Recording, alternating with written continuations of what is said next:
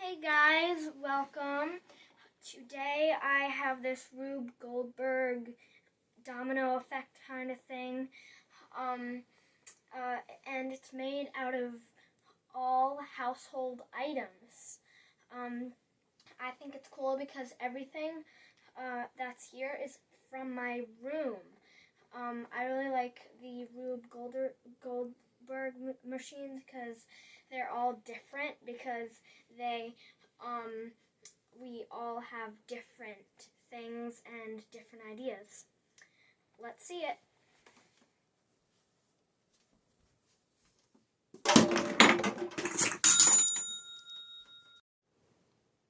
Thank you guys for watching. Remember to subscribe, hit the like button, and the notification bell. See you later.